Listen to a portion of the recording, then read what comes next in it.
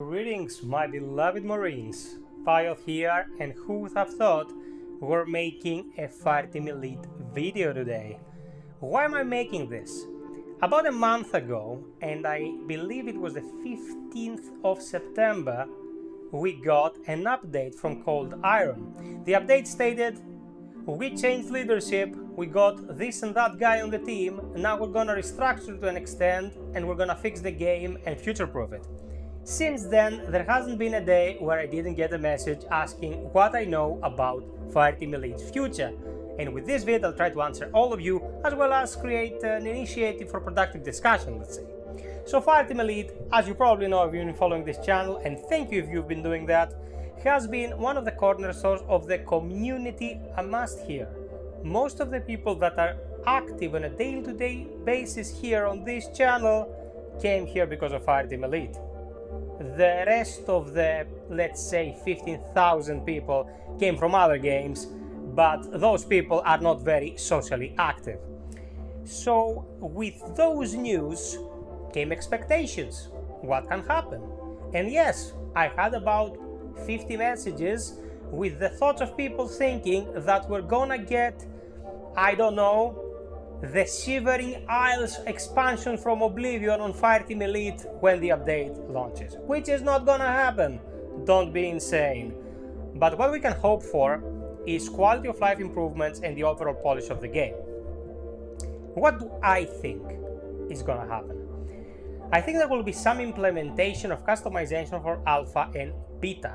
And now it would be a good time to do this, because if you asked me about a year ago when we got Pathogen, we were looking at a game that was managing a very specific budget to make a DLC expansion and then manage optimizing it. Spending money on Damas AI to make it more functional would have made sense, but we now know pretty much for a fact that we are not getting any more expansions, or let's say DLC as it's called nowadays, for Fireteam Elite. So using what resources they have to fix the game and make it usable for the foreseeable future is a good way to move forward, and that includes maybe tinkering with the AI a bit to make it more viable. I wouldn't mind if I could order alpha or beta to place a turret somewhere, for example, as a technician, because let's face it guys, we don't need that many sockets on the emote wheel in any game. Okay, I have to underline this, Capcom, all of the studios out there, the emote wheel is not the gameplay priority. I know there are whales out there who will pay for emoticons, but the core audience won't. They want to have a functional game more and foremost. But, well, who's the crowd here? That's the question we'll have to ask. So a small history lesson about what I've been able to learn about Cold Iron's situation at the moment, and based on that, I'm gonna lay my thoughts on the future of Fireteam Elite. Cold Iron has hired Toadman Interactive to work with them on their next big project. The last game from Toadman that I played was Immortal Unchained, the Souls-like that can barely not be considered the worst I've ever played because Dolmen exists. So that's not the most optimistic thing I could read about the merger. But if you take another look at that game, there was creative vision, just not the technical know-how and maybe the production values.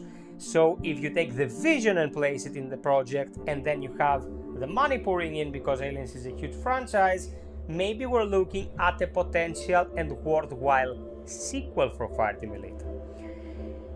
Now, talking for sequels pretty much explains why I don't expect anything big to happen, and another Horde map coming into existence is not my idea of added content, because guys, Terminal, it was a freaking nightmare with the bugs and glitches. It was just 3 corridors converging in a specific point and you were just shooting waves and getting cosmetics. That was it.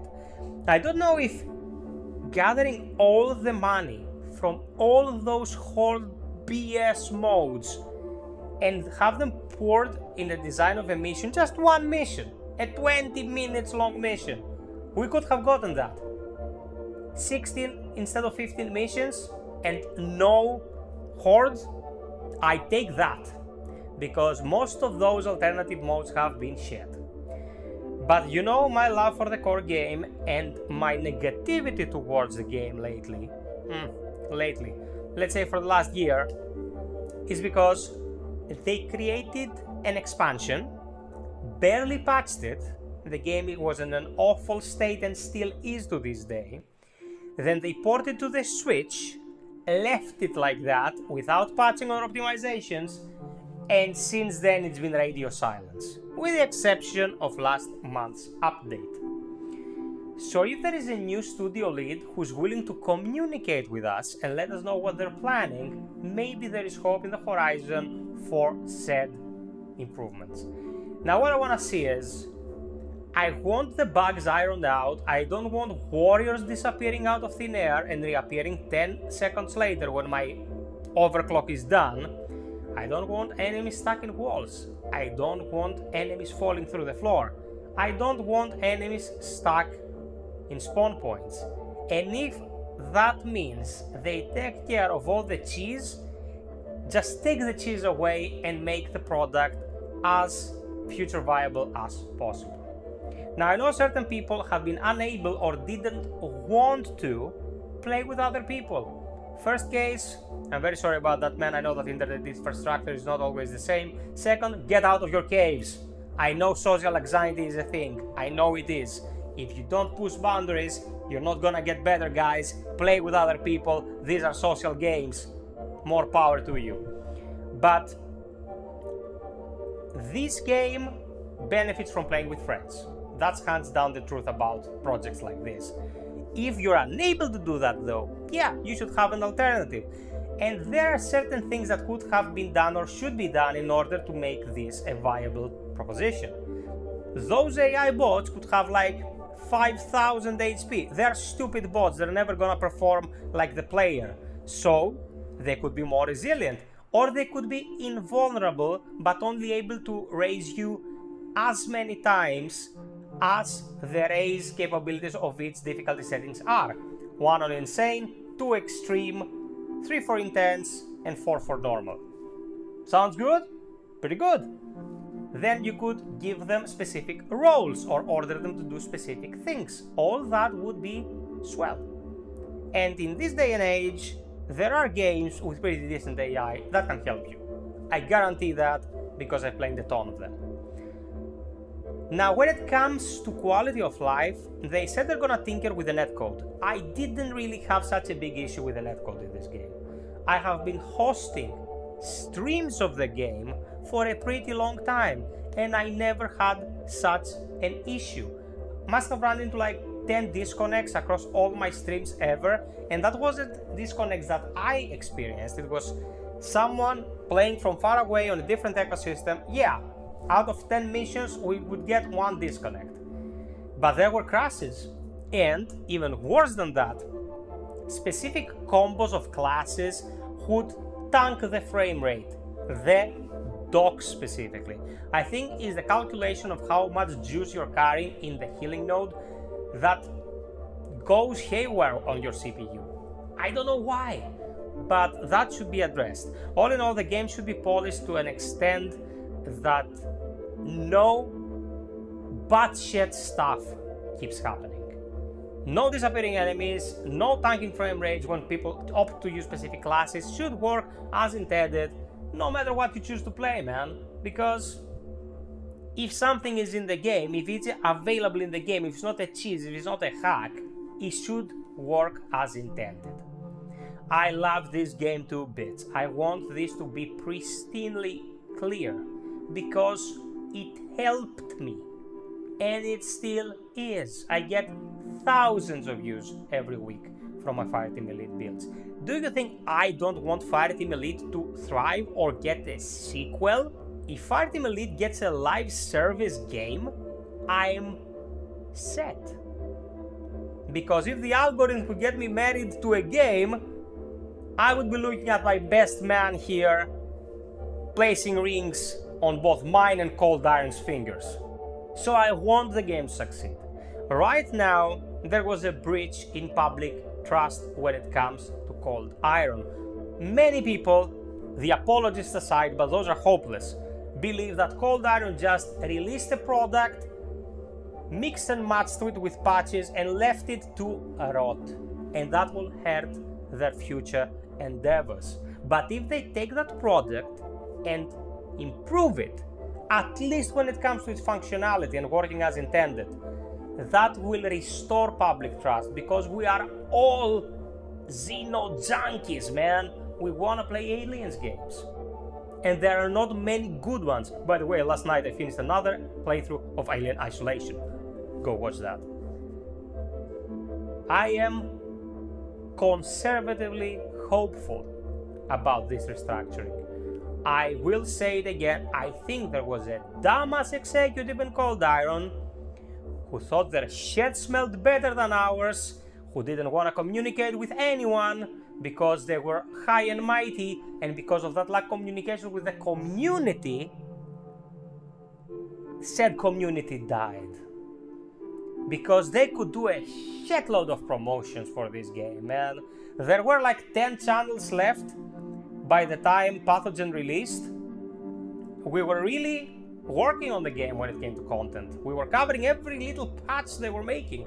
And then there were like 3. And I don't know what kind of traction the others were getting. But there was a point that I was streaming for 200 people for a game that doesn't have 200 people playing across all platforms at the moment. There was hype, there was drive, and then they killed it. I think it has to do with the fact that they would hire people to develop stuff like missions and cosmetics, and then the contracts would expire, those people would go away, and the people left in-house didn't know how to deal with the bugs that came up. And if you don't know how to do something when it comes to coding, it's not as easy as saying I'm gonna learn how to cook cookies. Coding is extremely intricate. I studied for 2 years, I should know. So, I am, let's say, at least not completely heartbroken about this. There is a little bit of hope in the horizon. I don't know anything more than what you know, but I strive to find out. The news about them working with Toadman for the sequel or their mystery game, I don't know. I don't wanna shit talk Toadman because it's a small studio, I think they're Swedish. And Cold Iron is at this point the company we've been dealing with for the better part of 2.5 years. Let's hope they're gonna turn this boat around, because we love the game. I love the game just like you do. Hope you found this useful, entertaining, and interesting, people. I am trying to get all the news I can from all the sources I can cross-reference and present them to you.